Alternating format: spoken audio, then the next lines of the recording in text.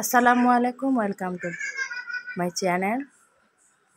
আজকে আমি এই যে ইলিশ মাছ মজাদার টমেটো দিয়ে ইলিশ মাছ ভুনাটা দেখাবো। এই যে মাছগুলোকে ফ্রেশ করে ধুয়ে নিয়েছি।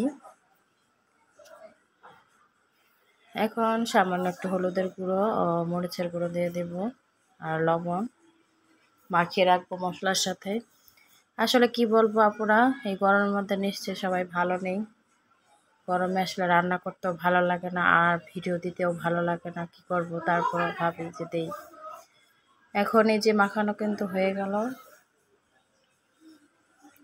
এখন আমি মাছগুলোকে ভেজে নেব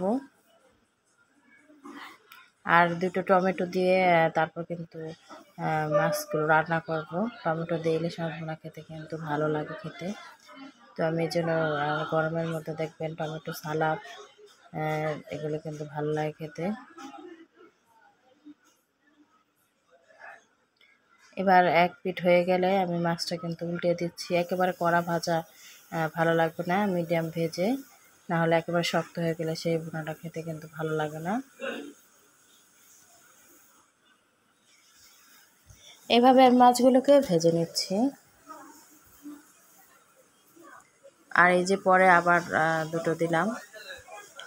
আর এই দুটো মাছ আমি রেখে দেবো। আমার ছোটো বাচ্চারা আসলে কাটা বেছে খেতে পারে না, তাই ভাবছি ওগুলো একটু মচমচে করে ভেজে তারপরে খেতে দেবো। ভুনাটা পছন্দ করে না, তো আমি 4টে মাছে ভুনা করবো। আর এই যে পেঁয়াজ কুচি আমি দিয়ে একটু ভেজে তারপর লবণ দিয়ে দিলাম। লবণ দেওয়ার পরে দিয়ে দিব হলুদের গুঁড়ো আর মরিচের গুঁড়ো। আর একটি কথা হচ্ছে, ইলিশ মাছে কখনো বেশি মশলা দিলে কিন্তু ভালো লাগে না। ইলিশ মাছের মশলা কম দিলেই কিন্তু ভালো। সামান্য একটু পানি দিয়ে তারপর কিন্তু আমি কষিয়ে নেব।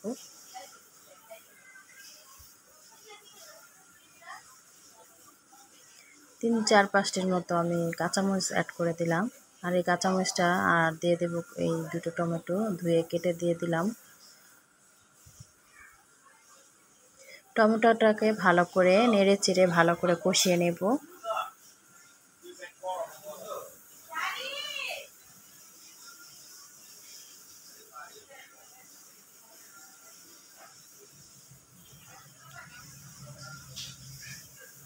এবার কিন্তু আমি ভেজে রাখা মাছগুলোকে দিয়ে দিলাম এর মধ্যে। মাছগুলো দেওয়ার পর প্রায় 2-3 মিনিট এভাবে রেখে তারপর কিন্তু আমি একটু নেড়ে চেড়ে এখানে পানি অ্যাড করে দেব। আর ইলিশ মাছ সেদ্ধ হতে কিন্তু বেশি সময় লাগে না, যেহেতু মাছটি আমি আগে ভেজে রেখেছি। এভাবে তো শুকিয়ে নিলাম।